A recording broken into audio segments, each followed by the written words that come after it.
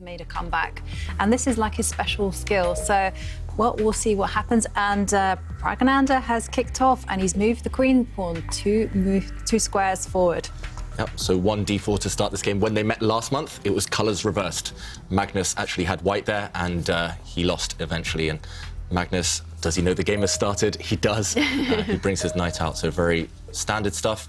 Praggnanandhaa just trying to occupy the centre with pawns here. So Magnus, what's he going to adopt as a strategy in the opening? Okay, he creates the fianchetto. Is he going to go for the Grunfeld defence, a really counter-attacking opening, but very direct? Or is he going to play maybe... OK, he does go for the Grunfeld. I was going to say the King's Indian defence, just allowing white to take the whole centre. That's also equally risky. And we see a trade of pawns. Knight's also leaving the board. Wow. And moving all over the place here. Yeah, these two players, big experts in this opening. I think 2010, and he said he hates the Grunfeld defence. There's too much to memorise, too much to learn. And if you look at the centre of the board as well, white has the pawns there, occupying a lot of space. Black has to chip away at those white pawns from the side, from afar, using the two bishops. And, OK, eventually...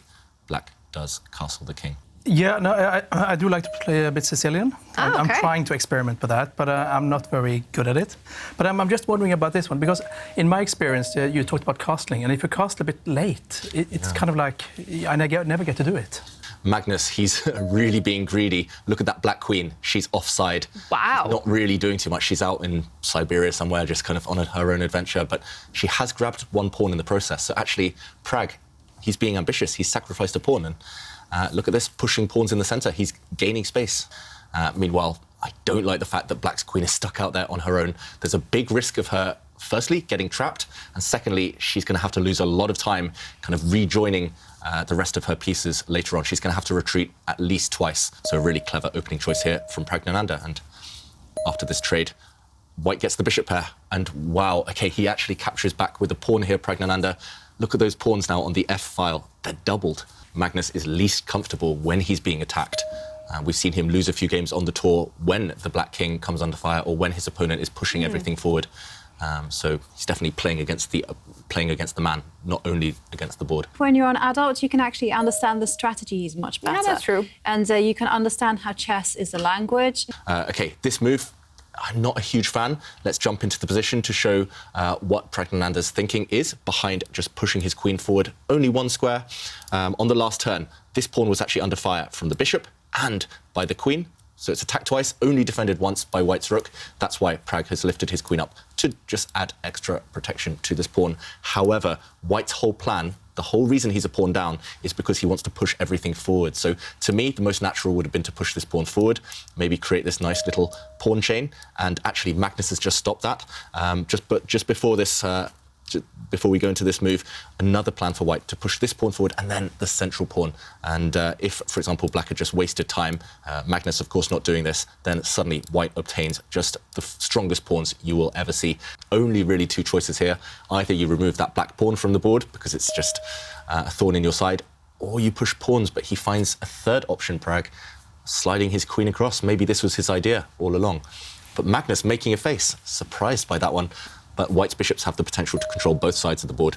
And, OK, he does go for the messier option, the more ambitious option, but nice riskier. Spotted, Kira. Yes. Yeah. And I would assume that the Praggnanandhaa has actually, and he has, in fact, attacked the queen with his rook. And then you have to study chess, I guess, for 5 hours. Yeah, and, OK, meanwhile, as predicted, this trade of pawns, both queens getting a bit greedy there and grabbing the opponent's pawns. I mean, chess players in general are quite nocturnal, but you definitely have to plan for that, and as Jovanka says, acclimatise. OK, this move, very surprising, I must admit, from Magnus. He's brought his knight out. The knight was attacked by the white queen, but this knight can be captured in some scenarios by white's dark squared bishop.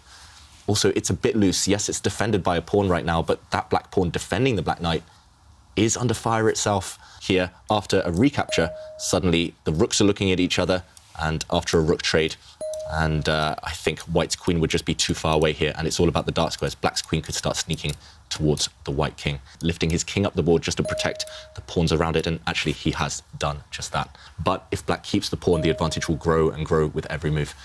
So there we go. OK, he does indeed just put his pawn on a square. It's protected. So the black queen, black bishop really keeping that pawn under their gaze.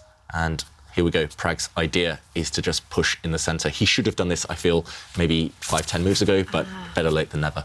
And if the white e-pawn steps forward now, it will attack the black queen. It will cut the connection with the black queen as well, and the bishop to that very far advanced black pawn. To help organizations like UNICEF do their job.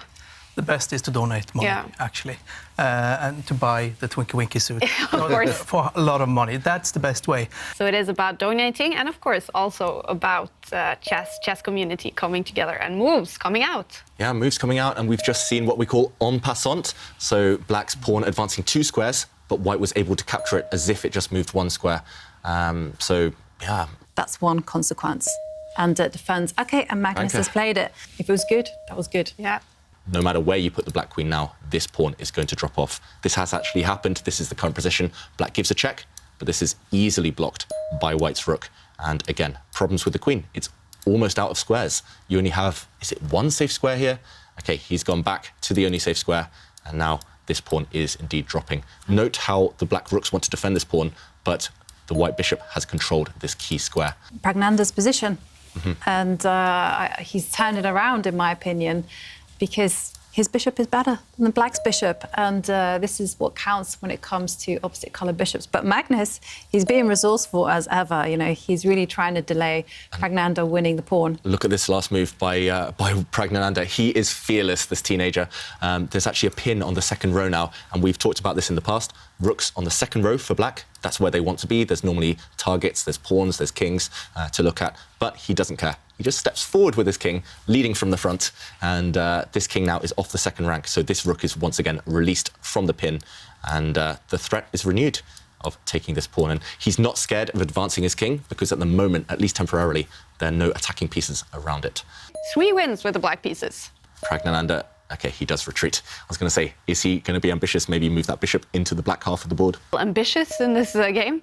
Yes, and talking of ambitious, wow, and actually there's a cunning trap behind this pawn move. It looks like black's just giving up a pawn for free, but let's keep an eye on the players. We might see a reaction. They're low on time as well. This pawn is poisoned. White should not get greedy and take it. If you take this pawn, you've actually walked, OK, firstly too far forward, but onto the same rank as your queen. So the queen and king are actually lined up, and black can play an amazing move now. He can break this bishop out of its cage. He can capture this pawn in the centre of the board, because suddenly, if the bishop is taken, then the black rook slides back. And this is what we call a pin, kind of a skewer as well. The white queen has to give herself up just for a rook. So Pragg, he doesn't put his king and queen on this vulnerable rank. He retreats that king.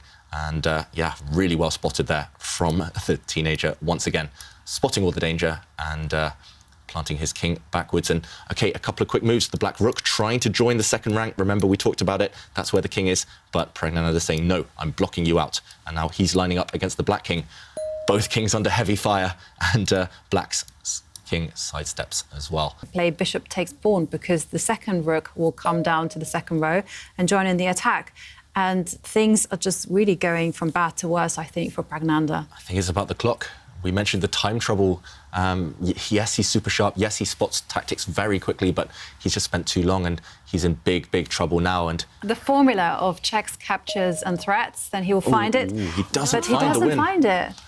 And I think sometimes look at the bar. Yeah, top players, they're too busy calculating. I've been guilty of this myself many times. We calculate, but we forget to go for the simple. As Jovanka mentions, we forget to look for checks sometimes, or captures or threats. We just rule them out because maybe they weren't good on the previous few moves. So that's why you have to remind yourself, check, capture, threat every turn. He's attacking the white bishop with the black queen now from the side, but Praggnanandhaa, OK, he backs that bishop up with his pawn. I think he could have moved that bishop maybe safely, but OK, we see a check now on the diagonal. And whoa! Yeah, again, the white king just in too much trouble. Praggnanandhaa, no time, and he's on the defensive side. It's impossible to defend when you have 20 seconds left. And now the black queen comes into the e3 square, and it's virtually game over. The queen is going to plonk herself on the g3 square, give the white king a check, and nearly quite a few of white's pawns will fall. I mean, as you mentioned, Jovanka, you can give a check with the black queen first, but the dark square bishop does join that party. Also, remember the rook at the top of the board. If it can somehow dislodge that bishop, it's just going to be game over. So, yeah. And sad move from Praggnanandhaa when he just has to move his king around the board. using your rooks. Yeah, and I praised that king march up the board, but I think Praggnanandhaa just not consistent, just not finding the right square for his king, and now he's just wasted too much time with it. 2 pawns up now, and black has the attack. So finally, the tension is broken on the second rank. We do eventually see this rook trade, but that rook is replaced by a very strong pawn. And I think Praggnanandhaa is going to give up any moment. The black rook can actually capture the white bishop. I think that's game over instantly. There's maybe more simple ways to win. The black rook is the only piece left that needs to join in. And that will be it. Praggnanandhaa on the brink of defeat. Magnus, ruthless, and Kira, it came down all to that white king. You mentioned it 20, 30 moves ago. And that's why we got to look for patterns if your opponent's king is loose. OK, wow. Magnus there sitting back because he missed that his pawn could simply be captured. He's still winning, though, surely. He forgot that the white rook now covers the second rank. He thought he was giving checkmate next move with the black queen. He just needs to calm himself, and as soon as the black rook joins in, it's game over. Still. He was lucky he made a blunder, a hallucination, and it didn't affect anything. And look at that. Yeah. Shaking his head and smiling at the same time. It's what I call a happy accident. Yeah.